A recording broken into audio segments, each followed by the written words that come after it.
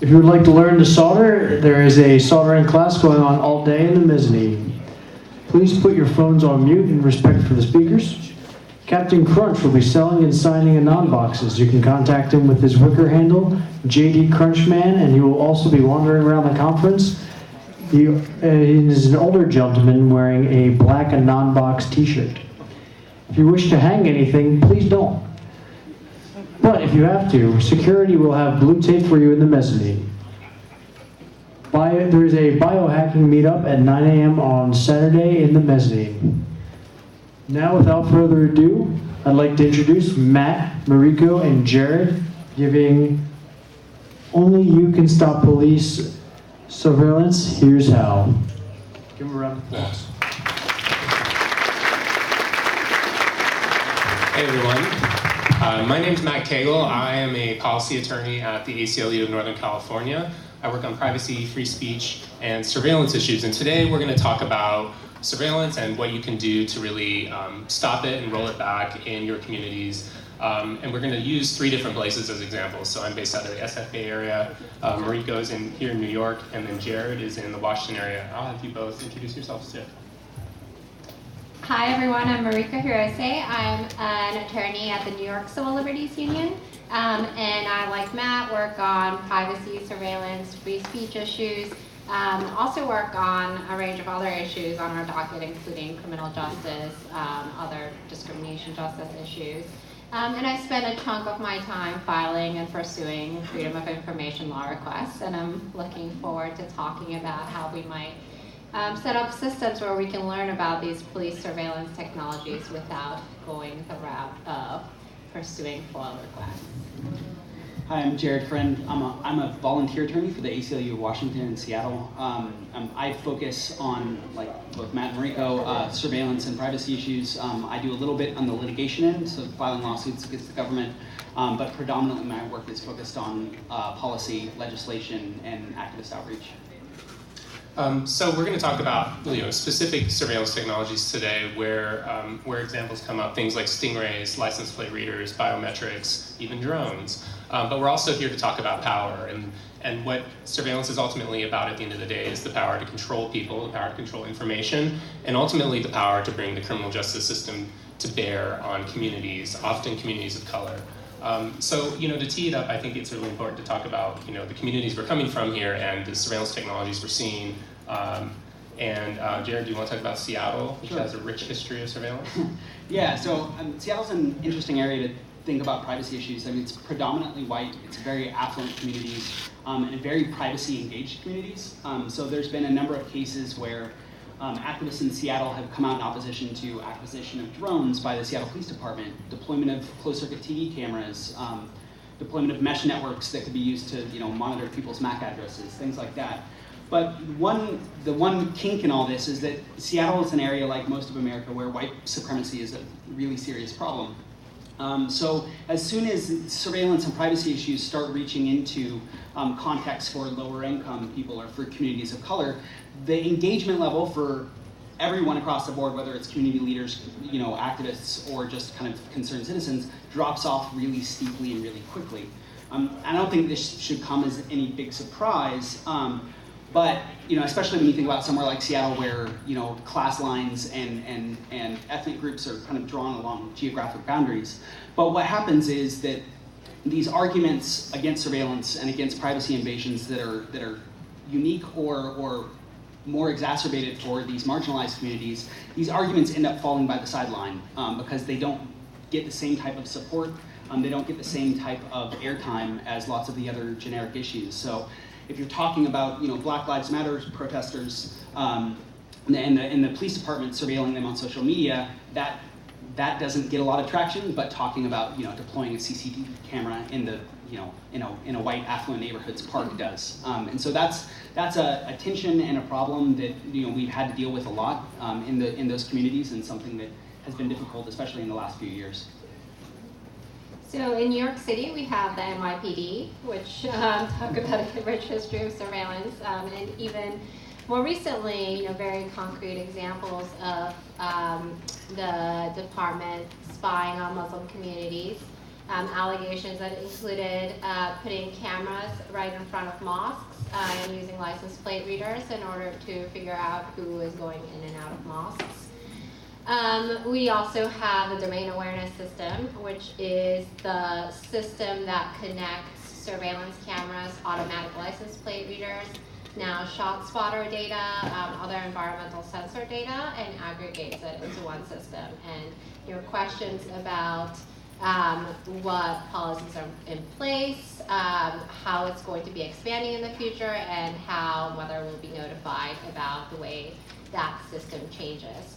We're also seeing, technologies coming in from the military, and we're seeing this all across our country. Stingrays have been in the news. Those are devices that spy on your cell phones, can be used to track people. We recently got documents from the NYPD showing that they've been using stingrays since 2008. They've used it over 1,000 times. This has not been reported, though, in the media until this year. And they didn't have any written guidelines for their use. And they weren't getting warrants. They were relying on lower level court orders. So Stingray is a very powerful surveillance device that was initially developed for the military. It's coming into the local police departments for use in everyday investigations. And questions arise about, why wasn't the public notified about this? And shouldn't the public have notice about what policies are in place? Shouldn't we all know about whether the police department is using warrants or not, or what kind of retention practices are in place? And one issue that comes up is all of this also seems like the tip of the iceberg, and there's probably a lot that we don't know about the police acquisition and use of surveillance technologies. In the Bay Area, there's always a desire and tech savviness because of the communities that live there. So many really, tech savvy folks live in the Bay Area. So there's this tension, though, because we also encourage our police departments to be at the forefront of certain technologies in places like San Francisco and Oakland and even Santa Clara County, which is in the heart of Silicon Valley. But there's a tension there because as we encourage that as communities, law enforcement is like in the Bay Area, it becomes the first one to always jump at new creepy surveillance technologies. For instance, the Alameda County Sheriff's, Alameda County includes Berkeley and Oakland.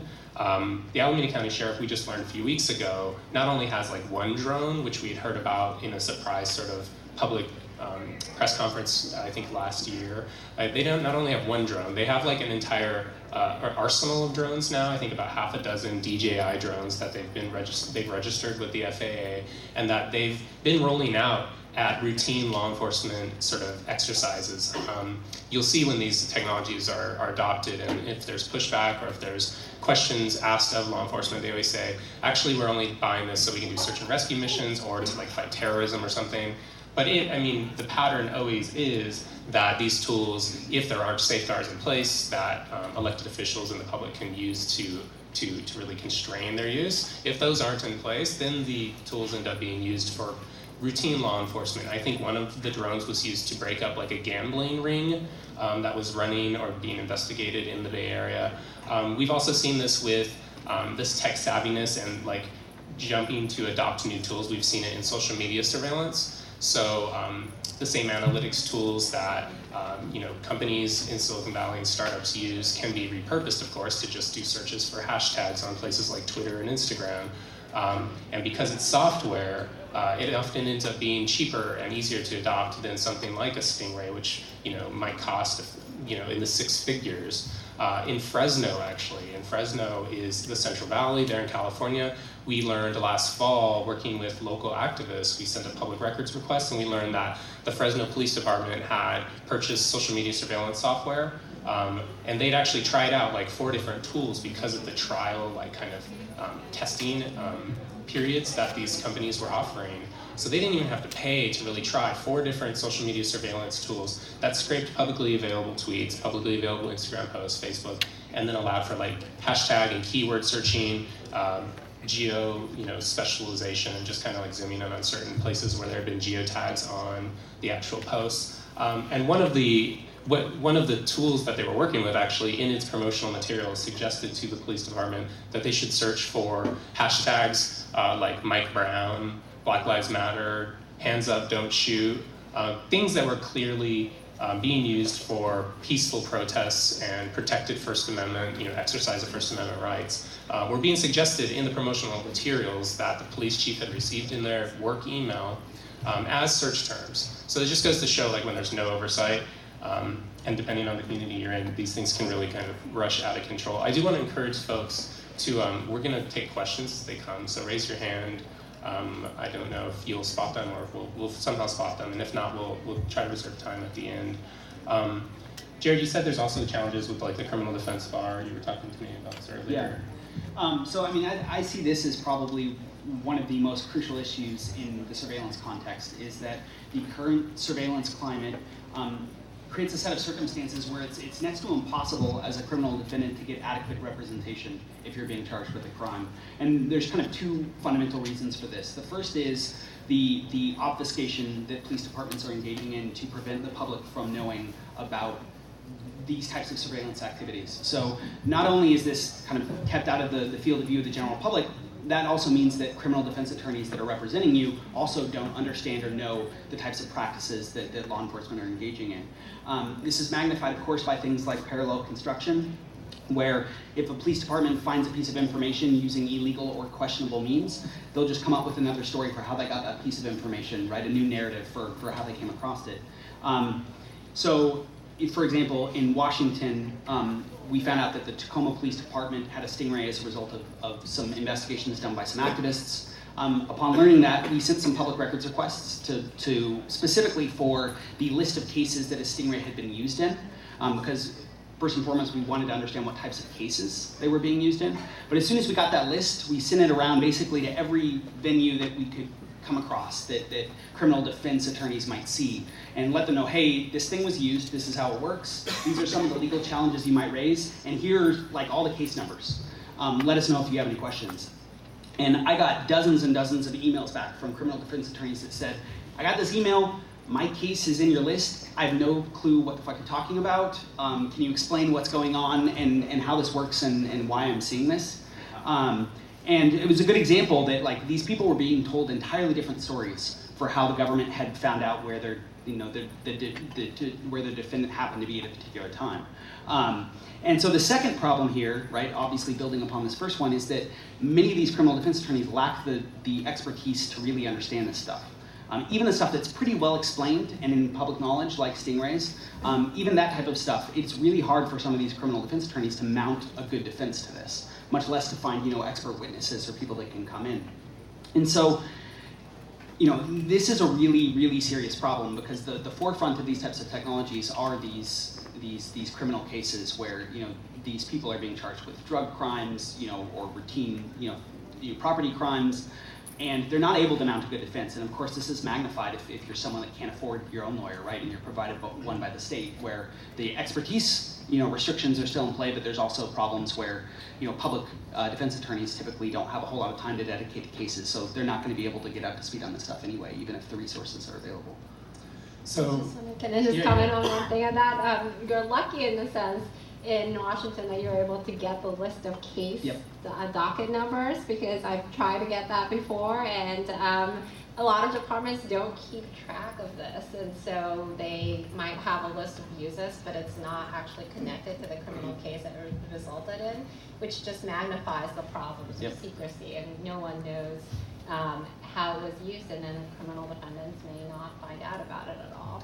And often you see the sharing of these tools as well. So it may be that in a community that we believe there's surveillance happening, it's actually not being conducted by the law enforcement that is based in that city. So in Southern California, for instance, a lot of communities, a lot of cities use the county sheriff or neighboring police departments for their own law enforcement. So last year, we sued the city of Anaheim to get records about their use of stingray devices, because we had suspicions that Anaheim had a stingray and that they were using it. Well, ultimately, we got documents back through our lawsuit that showed that not only did Anaheim have a stingray, they also had a dirt box, which is a stingray like on steroids that can be put into a Cessna plane and flown overhead to do the same sort of cell phone surveillance as stingrays. So they were not only using this airborne stingray called a dirt box, but they also had agreements to where they could make these tools available to neighboring communities across Orange County. I think there's a question right there. But yeah, so we were seeing that, the democratic safeguards that could have been passed by residents of Anaheim or residents of a neighboring community to control surveillance in their own communities, those would have been ineffective because Anaheim had, behind the closed doors, agreed to share the tools with the neighboring police department. Your question?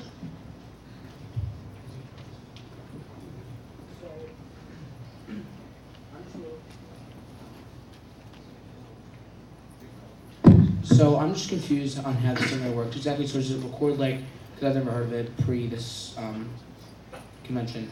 So does it record the conversations, or does it record the metadata, or what does it do? Good, Jerry. So the quick Cliff Notes version, a stingray pretends to be a cell site. So a cell site is cell towers that your phone connects to in order to receive service, right? They're on tops of buildings, they're littered all over the place. A stingray pretends to be one of those cell sites. So it pretends to be AT&T or T-Mobile or whoever you're trying to connect to. And once you connect to it, you share certain information with that cell site or that fake cell site in this instance. You share a unique identifier that's associated with your phone. You share geolocation information. There's other types of information that stingrays can collect depending on the model. We've seen references to their ability to intercept communications and calls. Most of the cases that I've seen at the local level tend to be just about identifying the phone a person is using or their location. So the two common use cases I've seen for local law enforcement are, we know a person uses this phone, we want to find out where they are. So because we have an arrest warrant for them. So we're going to drive the stingray through a neighborhood or through an apartment complex to figure out where precisely this person is so that we can arrest them or question them. The second case is where you have a suspect and you want to know what phone they're using so that you can use that unique phone number to go to AT&T and say, hey, give us all the records associated with this person. And so what you would do in that context is you would find the person, right, say go to their home, turn on the stingray, make a note of every single unique device in that vicinity, and then follow them to the grocery store, turn it on again. You get another list of devices in the area, you cross-reference that list and you say, okay, this person is using this phone, so now we can send a bunch of other requests to get other information about that phone. There's also been, I've seen hints that stingrays are capable of potentially delivering malware to phones and other things, but in the local law enforcement context, generally this is about location information or phone identifying numbers. And just to highlight from Jared's response, maybe it was clear from your response, but in the way they work, stingrays do collect and sort through the information of cell phones in the vicinity using the same network. So that raises concerns because it's not just the phone that's being targeted or the phone of the person for whom there's an arrest warrant out. It's the phones of people who are around. I'm just going to jump on one side question. But couldn't you have physical surveillance on that person involved 24/7? Sure. Why is electronic? I'll play the devil advocate. But why should I put manpower on him 24/7 when I suspect that he doing something wrong when there's an easier, smarter way to get it done? So I think the first reason is the reason that Mariko just said, which is that it's indiscriminate, right? You're inherently collecting the information from all sorts of bystanders, not just necessarily the person that's the target of the investigation. And people in their homes too, potentially. Yeah. And people in their homes, because you're sending these signals into cars, homes, purses, whatever, collecting information in private spaces. The second reason is that there's a really good argument for surveillance being expensive. It would be incredibly expensive to follow someone around 24/7. You need a team of people, you need lots of resources, and so your desire for that really sensitive information about every little thing that a person does in every place that they go, that is offset by the dramatic costs that you have to undertake in order to do that. With the stingray, those costs are dramatically reduced. You flip a switch and all of a sudden you're able to collect an enormous amount of information about a lot of people. And then how big is it, just out of curiosity? They vary in size, but they can fit into a backpack. Some models. Yeah. So quickly, and we'll take a few more questions in a few minutes, but so one thing that is really tied to this is how do communities learn about surveillance? We've kind of touched on it a little bit. I know in the Bay Area, we rely on what is a really sophisticated set of activists and advocates to really do things like as simple as going and downloading and scouring agendas and minutes of city council meetings to look for acronyms like UASI, which is like a DHS program that often funds a lot of surveillance technology, or to search for cell phone interception or triangulation device. There's an entire set of folks who are really great about searching through public records, because often at the end of the day, things like stingrays and license plate readers are attached to like an attachment on like the 400th page of a Tuesday morning agenda for a local city council meeting. And so, often in a lot of these communities, and I think this is true across New York and Washington as well, is that there lacks mechanisms for really, making these things rise to the surface before they're purchased. Because once they're purchased and once the grant money, often from the federal government, has been spent, the cat's out of the bag. It's much more difficult for advocates and the ACLU to come in at that point and to force there to be, or pressure them to adopt safeguards in place. And then often, we discover these things because the cops just brag about them. Recently, we learned about, I think, the drones in Alameda County, for instance. The sheriff was on television bragging about the use of the drones, and we're like, oh, that's much easier than having to file a Public Records Act request. There's also a lot of, there's a rise of what used to be called like domain awareness centers, and I think is now being labeled the more innocuous real-time crime centers that are popping up. And often these are kind of like, rooms somewhere in a police department or county building where there's a bunch of TV screens on the wall, and it's just like really, there's a lot of flashing lights, and like usually it's just cable television on the screens, but sometimes there's passwords on the wall or something. But they'll often bring in the news and have like a chat about their new crime center, and then that really provides like an in for local advocates to just be like, wait, what are you doing here? And so and of course we file Public Records Act requests and litigate them.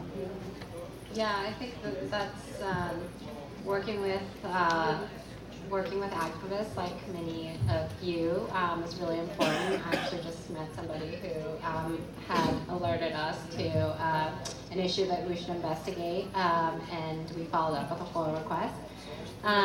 So yeah, and then looking journalists who are covering this issue. We do look at local procurement notices to see what we can find, but it is really difficult. I mean, there are loopholes in the law that makes it very easy for local police enforcement to get new surveillance technologies in ways that won't show up in the local notices. And even if it shows up, it might be kind of obscure, so we might not realize that it's something that we should be keeping an eye on. So getting to even that first step of knowing that the police agency has a certain type of technology has been very difficult, one of the challenges. Yeah, I think Matt alluded to this, but the value in kind of uncovering this stuff isn't always just in figure out this piece of technology is being used by your police department, but also uncovering collaborations with the federal government. That's because a lot of this money, a lot of these resources are coming from the feds, and they often come with strings attached, right?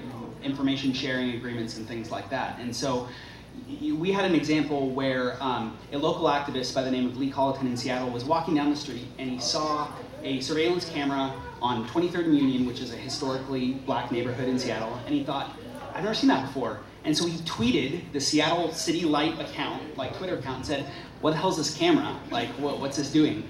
And it led it over a week-long, like multi-week-long period. It sent out this firestorm of finger pointing of, actually, that's not our camera, that's this person's camera. Turns out, we learned that it's actually an ATF camera.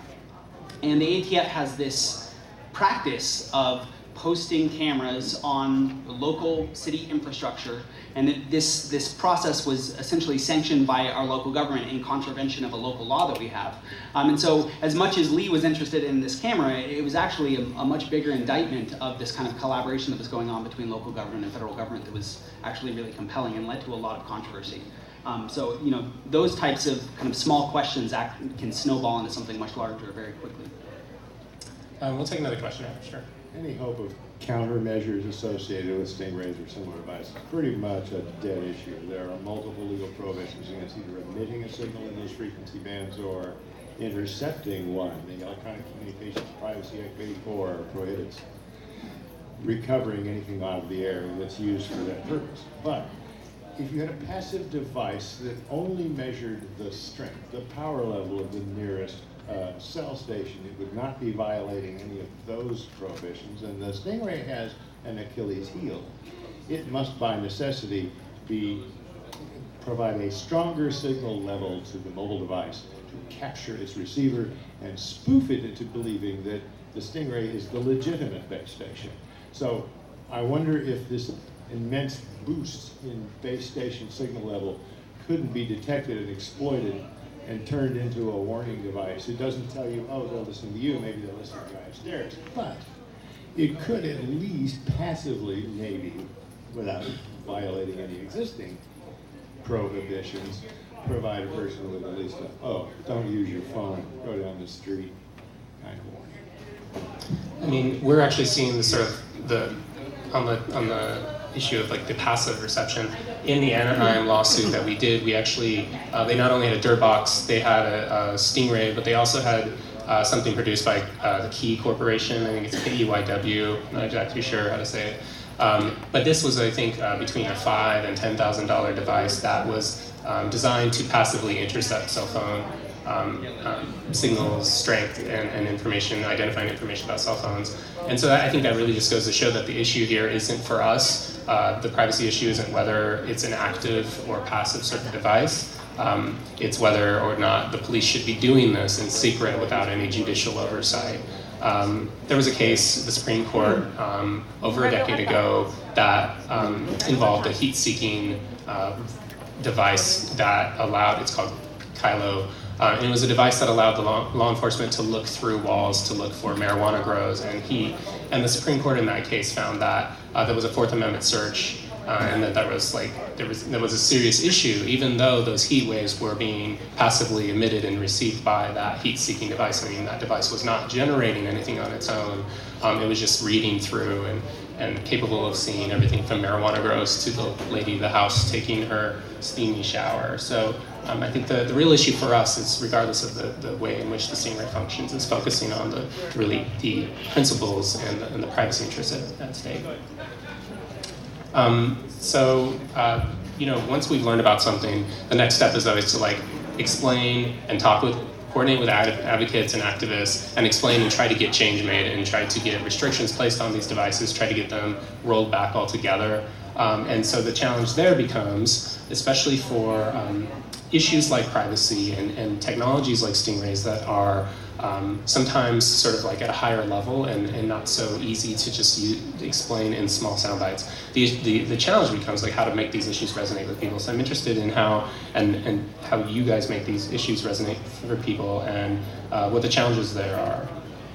Yeah, I think one thing is that privacy is, in the US especially, is inherently a privileged value. I think that relinquishment of privacy is often a prerequisite, and this is a legacy, an Anglo-Saxon legacy going back to the 1600s, right? Relinquishment of privacy is often a prerequisite for receiving social services. So in most states, if you want food stamps, if you want assisted housing, if you want child care services, that type of thing, you have to subject yourself to an extraordinary amount of invasion into your personal life by the state. So if we're talking, to community advocates about privacy as some abstract human right, people will glaze over really quickly, because that's not where their battle is fought, right? It's fought in the day-to-day struggles with bureaucracy that are trying to limit their ability to provide for their families. And so the conversation changes really, really quickly. You get lots of privacy activists that believe really strongly in the work that they're doing and have incredibly good intentions, but there's a major kind of cultural barrier and language barrier in talking about these issues. And so moving from a space where we talk about privacy as this absolute right and coloring that with more of a discussion of kind of day-to-day political battles that many people face is really, really important if you want to gain traction with those groups at all, and find opportunities for collaboration. And that is useful as well when you bring the conversation from the community leaders and advocates to legislators or lobbyists, right, if you're trying to push for legislation or reform. Because those personal stories, those day-to-day stories are often much more compelling to, assuming they're progressive, democratic lawmaker or whatever, and they care about these issues at all. You're going to have a lot better time bringing it down and drilling down to these personal narratives as opposed to the strictly relying on kind of lofty ideals or constitutional principles. Yeah, I agree that talking about specific technologies and specific issues that communities care about is very important. And these are very important issues for many communities, especially for low-income communities of color, where there is more police surveillance. So I was just talking to a local community leader of a lower-income community, and she said, yes, surveillance issues, privacy issues are really one of the biggest areas of concern right now, because they're seeing more and more surveillance cameras pop up. They don't know where that's going to, what the policies are in place for those cameras. They have no control over where those cameras are popping up. There are questions about social media surveillance, what the NYPD is looking at. There are questions that have come up over these Link NYC kiosks that have popped up around the city, and there are going to be communities that are going to be depending on that in order to access the internet. So questions about what those kiosks are collecting and how that information is going to be used. These questions are all going to be very important for her community. Yeah, I mean, law enforcement often talks about surveillance technologies as a force multiplier, something that can make, surveillance cheaper, something that can make up for what is often like cut budgets at the local level, and this is happening in a lot of California communities where law enforcement is struggling to retain folks and sees the need for these technologies. Well, they say this is going to be a force multiplier, but I mean, it really can be a magnifier of biases as well, and that's what we like to focus on, and what we've tried to make a lot of effort doing at the ACLU is to really focus on the human stories and the fact that if you send tools to certain communities, and if those tools are collecting information about members in those communities, and if you're following your old patterns of policing, you're going to result in databases that are filled with information about certain communities and not other communities. The EFF did a great Public Records Act request and story a few years ago about Oakland's ALPR program. They requested during the week of Ramadan, and they looked for information about the use of, they asked for the hits, all of the hits of the ALPR machines, and then they mapped them out, and then they overlaid racial data and socioeconomic data, and it was so stark. I mean, whether it was deliberate or not, and it likely was not deliberate, all the hits, all the deepest purples on the map were in downtown Oakland, not in the hills of Oakland, not in Piedmont. Similarly and that overlapped with the poorest communities, that overlapped with the Black communities. And so it just goes to show that if these tools are rolled out, they're going to be a force multiplier, but they are also going to multiply the biases that already exist in the way we police. And if there are not safeguards on that data and how it's collected and how it's retained, then it's going to be, an orders of magnitude of amplifying these biases. Is there another question? Yeah. I was hoping we could talk a little bit more about parallel construction and the due process issues that raises. I found in DC talking to a lot of congressional staffers who are more or less willing to sacrifice all of our privacy rights for security against mosquito bites, suddenly pause once you get to the part about parallel construction and say, wait, you have police officers lying in court under oath about the origins of evidence. That seems to be perjury on a mass scale.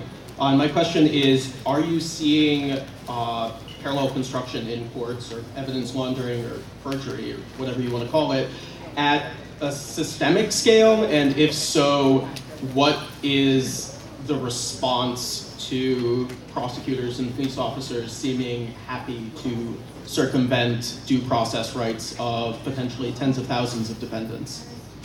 I'd say absolutely it's systemic.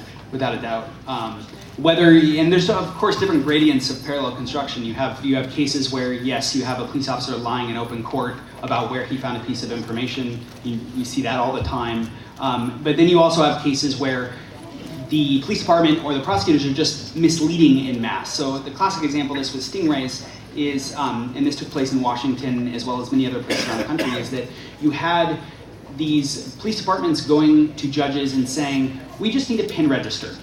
And so what a PIN register is it's a device that is a relic of when we had actual phones with wires. And what the PIN register would do is basically just monitor kind of outgoing and incoming calls, like this number dialed this at this time, the call lasted this long.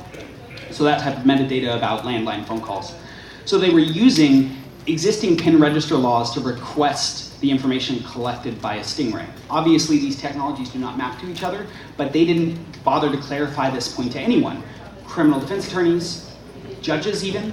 So we had this fantastic kind of incident in Washington where it became apparent that, thanks to some activists, that Tacoma had a stingray, that they were using it kind of persistently.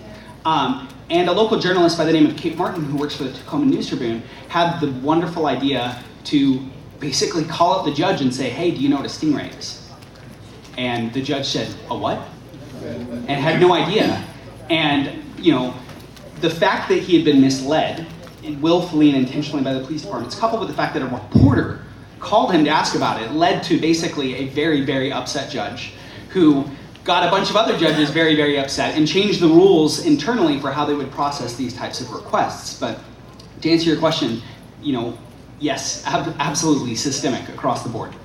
Yeah, and these systemic problems stem from the confidentiality agreement that the FBI has been making these local police departments sign before getting the stingrays, right? So we got one of these documents in one of our public records request litigation, and one of the paragraphs is you will essentially not disclose any information about stingrays in a number of circumstances, including in response to court-ordered disclosure, unless you get prior written consent of the FBI. And if it looks like you're going to have to disclose that information, we may request that you drop the prosecution. And that was in the confidentiality agreement, so there's already a culture of trying to not get this stuff into court and trying to mislead. Yeah, I think this is as more is learned and more is revealed about stingrays. We are seeing a shift though in the willingness for local, law enforcement to just dive right into these NDAs and buying these tools. I know in Alameda County, which is where advocates, they not only have drones there, but they also have stingrays. Advocates discovered that they were going to do, the DA was seeking out an upgrade to their existing stingray to something that could track 4G and LTE cell phones. And activists caught this at the right time because they looked at the minutes and the agenda and they saw it on there and brought it to the attention of the DA and the Board of Supervisors and really passed what is probably, I would call the model, local stingray policy requiring a warrant under a new California law called CalECPA, requiring a warrant for the use of this tool and requiring it doesn't allow for any of these fishing expeditions where you drive through a community without an IMSI number already that you're looking for. So it really reduces the sort of secondary effects on third parties. But I don't think Alameda County has entered into their NDA yet because they would have to, it would violate some parts of the NDA, the sort of transparency that's already been forced on the community and forced on, not the community, forced on elected leaders and the law enforcement. And so I think we're seeing a shift, and I think Harris and FBI are scrambling to figure out how to keep these secret going forward as places like Alameda County and Seattle and New York really push back on them. We'll take another question. Yeah, I remember reading an article where after it was revealed that an aerial drone had taken pictures and it led to a kidnapper being caught, that actually led to a town hall meeting, and one of the responses from somebody who supported the drone was, when it's your kid, then you would have supported it, it's your kid, right? So when these things do come to the forefront, when it does lead to a town hall meeting and they're discussing it, do you on the whole see the civilians and communities supporting it or standing against it? And And what's the best way to approach somebody who completely understands the issue but still feels safer because of these ALPRs and things like that? Can I talk about the surveillance self-defense piece? Yeah. So, I mean, I think it really depends on the context, right? Where these conversations come up. I think you're absolutely right that town hall meetings in the right context, everyone's going to go, yes, surveillance, please, because I'm worried about, think of the children, that kind of thing. And so, one way that I found is actually good to kind of start some of these conversations and to learn some of the stories and to kind of illustrate the need for kind of common sense controls to surveillance is actually surveillance self-defense conversations with people. So one thing that we've done at the ACLU of Washington is actually have some basic kind of surveillance self-defense and threat modeling conversations with domestic violence survivor advocacy groups for whom, resisting surveillance can actually be a fundamental kind of important life or death question. And the conversation turned to geolocation information and turned to ALPRs and this discussion of the fact that a lot of this fairly sensitive geolocation information is being captured by ALPRs. Well, the stated mission, the purpose of ALPRs is to protect against these terrible scenarios, to find stolen cars, to find Amber Alert vehicles where a child has been kidnapped, that type of thing. But as we all know, the reality is that this location data is held in incredibly large databases with millions and millions, and in some cases billions of records. It is shared with the feds, it is shared with private companies. Sometimes private investigators can get access to these things, members of the public can get access to them. So all of a sudden, this conversation with these domestic violence survivor groups turned to, well, surveillance self-defense only goes so far, right? There are some cases where because law enforcement or because other agencies are collecting limitless amounts of information, and the fact that other people can get access to it, that there's a threat that you have to confront. So all of a sudden we had these groups that typically didn't think or talk a whole lot about government surveillance, volunteering to help us talk to legislators about why we need restrictions on automated license plate readers, which is a wonderful turn to be able to have this type of collaboration, and it makes for really effective storytelling to legislators that typically when the ACLU gets up to testify at a hearing for a bill, talks about Big Brother and why privacy is important in surveillance, a lot of legislators glaze over. You get a domestic violence advocacy, survivor advocacy group come up, all of a sudden people start paying attention because you have these really compelling personal stories that bring it down into the real world for them. And so there's a lot of opportunities there. I think it's also important to say, we're not saying no police surveillance technologies ever. For the most part, what we're saying is, well, it depends on the technology, but a warrant is appropriate if there is an intrusion on privacy, and there are emergency exceptions to that. There are some state laws where you still, you can get a warrant really quickly in the case of an emergency, or there might just be just go and fly a drone if there is an immediate emergency. What we're talking about is, what level of process is appropriate before the police engage in surveillance of communities. Yeah, I think to piggyback on what Jared was saying, for us in passing reforms in a place like Santa Clara County, where we recently worked with local advocates to pass ordinance that requires there be public process, notice to the public about any proposed acquisition, so before the money is even applied for to the federal government, oversight for tools that have been voted on by local legislatures. There has to be a strict use policy in place that addresses all the sort of data concerns, including security and retention and sharing with others, and then also annual auditing. So one of these ordinances recently passed in Santa Clara, and it would not have passed had the ACLU simply supported it. What we relied on was, and it started with conversations with activists and community members, bringing to bear our knowledge about the actual surveillance tools to talk about the ways in which it impacts their lives. So we had organizations like CARE, the Council on American Islamic Relations there, who have a history of legitimate and concrete concerns about government and police surveillance. We had the Center for Media Justice, we had Restore the Fourth, we had EFF, of course, and so many different community members, and a lot of younger community members too, who are more tech savvy and more interested in these issues and use cell phones, obviously, and understand these things. We had those conversations in the lead up to meetings via call, via in-person meeting, and really got on the same page about the different interests that we wanted to bring to bear. And then we had individual meetings. The groups had individual meetings with actual local legislators, which I would encourage folks to do. If you see law enforcement adopting these tools or seeking to adopt these tools, email, tweet at your local city council member, board of supervisor, your state legislature, set up a meeting. They tend to be like really responsive and want to do a really good job. They're often elected pretty frequently, so they also need to be really responsive. And we found that to be great. And in the lead up to those meetings, where law enforcement is inevitably going to put up the defense of these tools and tout out the story, maybe that was like hand-fed to them by federal law enforcement. They'll tout out a story about how it saves X number of people, or how it's great for this sort of kidnapping case in an adjacent county that is way far away or something. So I think that's been really effective. Before we take another question, I just wanted to make sure we had time to talk about other solutions and ways in which, once this is all out there, once we've got community members interested, and once we're starting to move towards going to these meetings and thinking about reforms, how do we approach solutions? I just talked about one solution, which is like a local legislation that can be passed, but that's obviously not the only type of solution. So.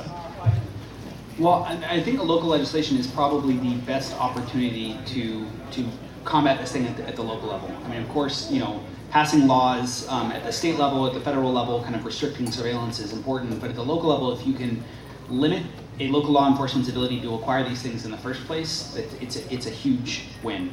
But there's a really fundamental, important caveat to that, and that's that if you don't draft that legislation very carefully, or you kind of don't have the political capital to do so, there's opportunities for exploitations there. So the obvious one is that, Seattle Police Department, they're subject to an ordinance in Seattle that limits their ability to acquire a Stingray without approval from the city council, but nothing stops them from using Tacoma Stingray.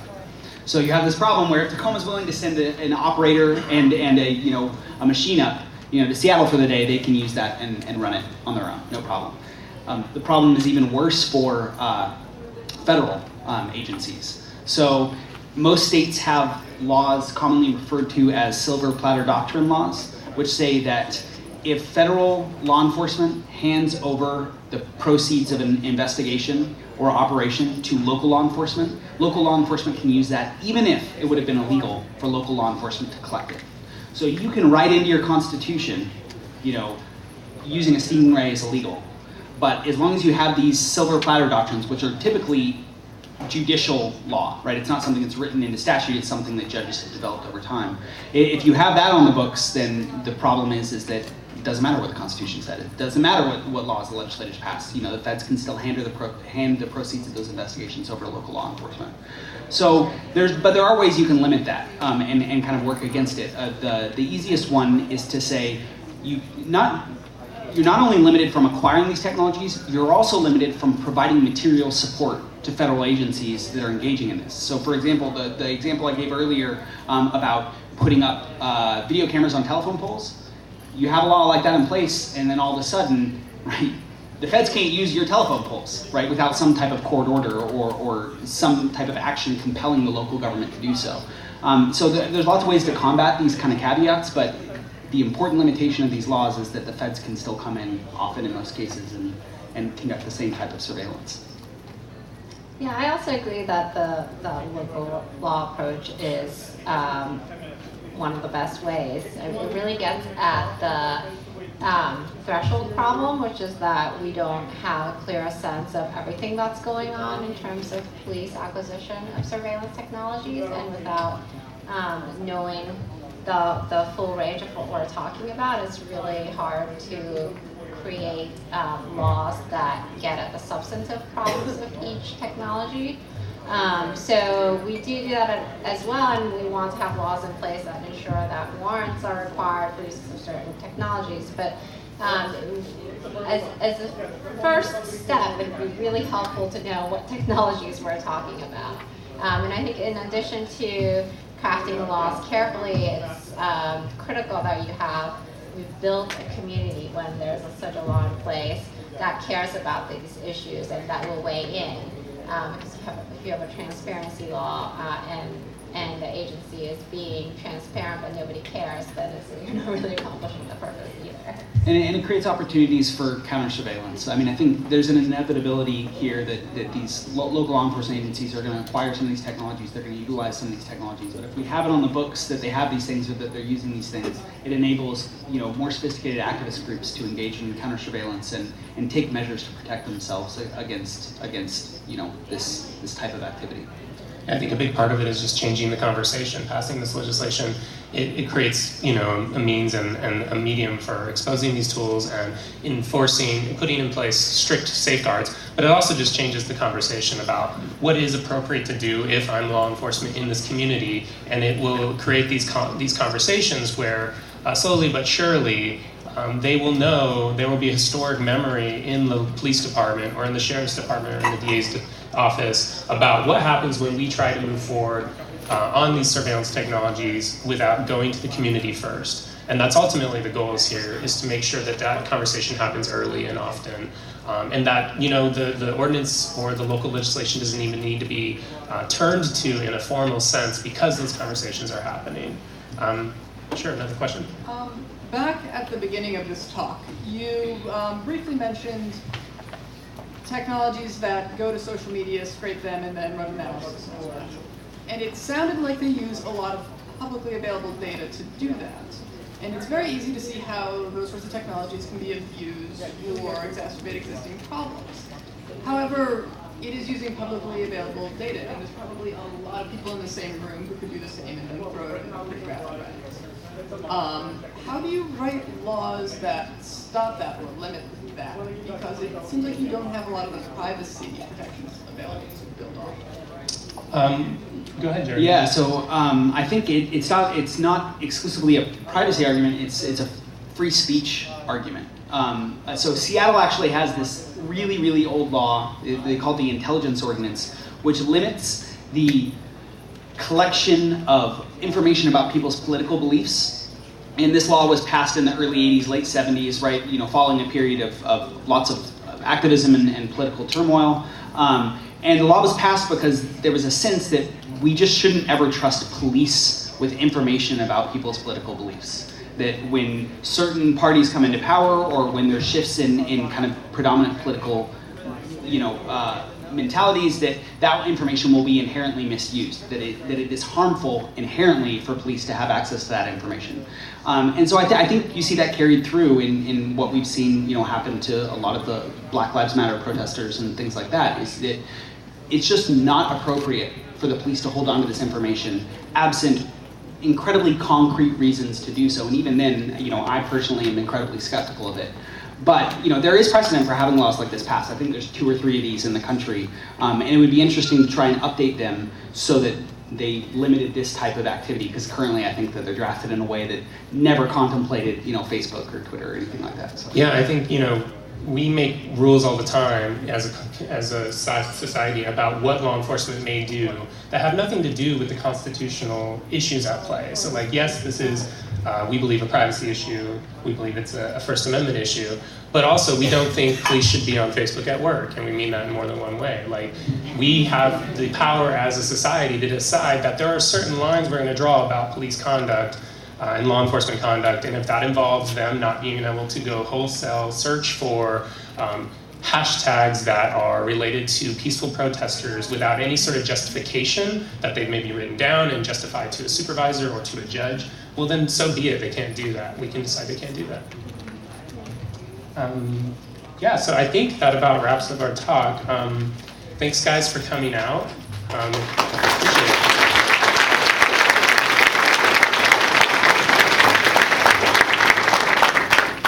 If you have questions.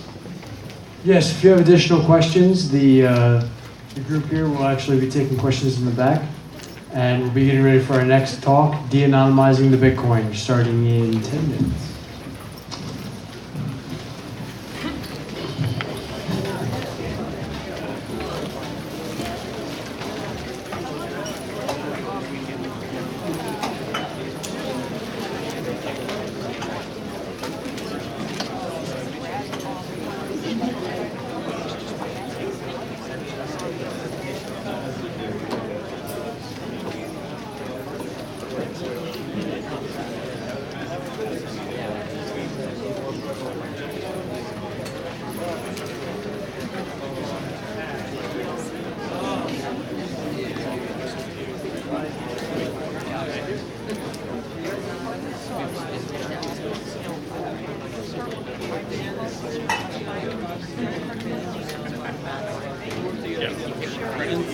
trade-off. No, no, definitely. No, I was